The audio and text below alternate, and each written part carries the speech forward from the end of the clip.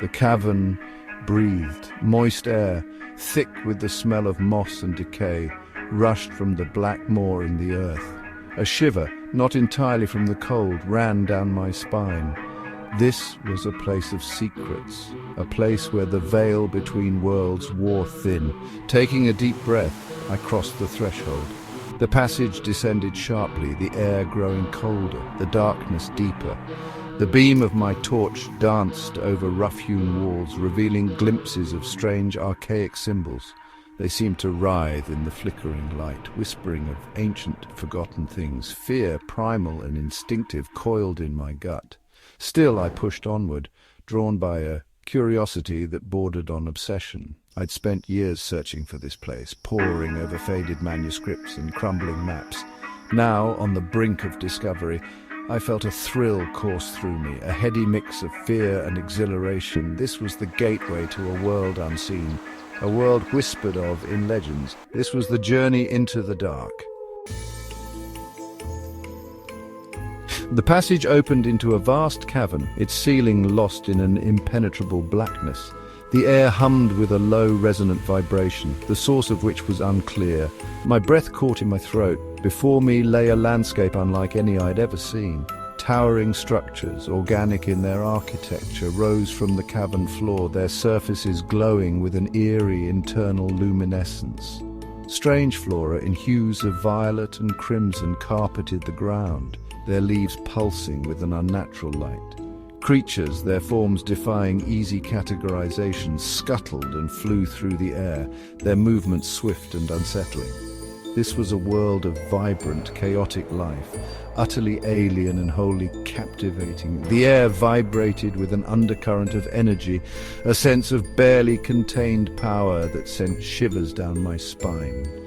This place was both beautiful and terrifying, a testament to the boundless creativity of the universe, and a stark reminder of my own insignificance in the face of such cosmic wonder. The creatures of this subterranean world were unlike anything I could have imagined. Small, translucent beings with razor-sharp limbs flitted through the air, their bodies emitting a faint phosphorescent glow. They moved with an unsettling fluidity, their limbs blurring as they darted and weaved through the strange bioluminescent flora.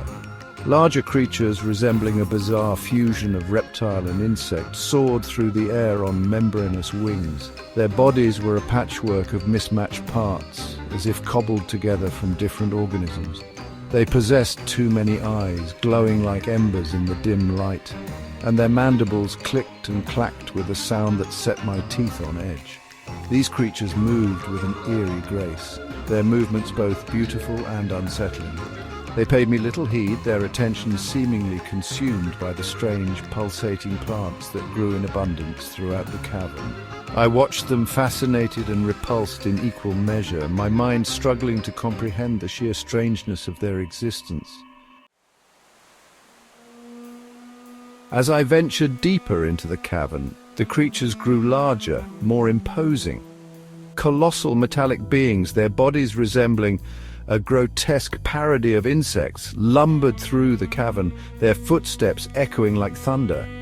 Their eyes, glowing with an internal fire, followed my every move, and I felt a primal fear grip my heart.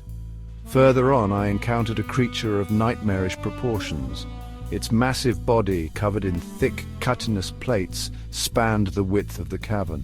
It possessed multiple heads, each one a grotesque caricature of a reptilian skull, its jaws lined with rows of razor-sharp teeth.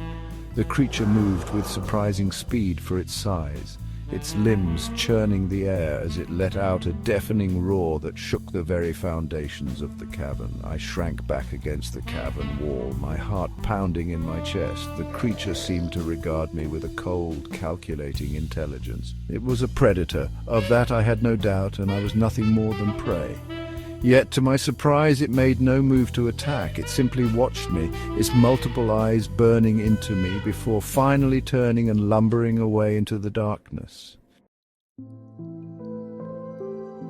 The air in the cavern was thick with whispers, though whether they were real or figments of my imagination, I couldn't say. They seemed to emanate from the very walls themselves, carrying on the wind that snaked through the tunnels. The language was guttural, unknown, yet I could feel the malice dripping from every syllable. Something watched me in the shadows. I could feel its presence like a physical weight, pressing down on me, stealing the air from my lungs. Every instinct screamed at me to run, to flee back to the surface and the familiar comfort of the sunlight. But something held me there, rooted to the spot. The whispers grew louder, more insistent. I could almost make out words, phrases that sent shivers down my spine. They spoke of ancient rituals, of sacrifices made and blood spilled. They spoke of a power that lay dormant, waiting to be unleashed. And I realized, with a growing sense of dread, that I was not alone in this place. Something else was here, something old and powerful and malevolent. Section 6. The Hunters and the Hunted. I witnessed a hunt. The pack of translucent creatures, their razor limbs flashing, descended upon a lumbering beast that resembled a cross between a boar and a beetle.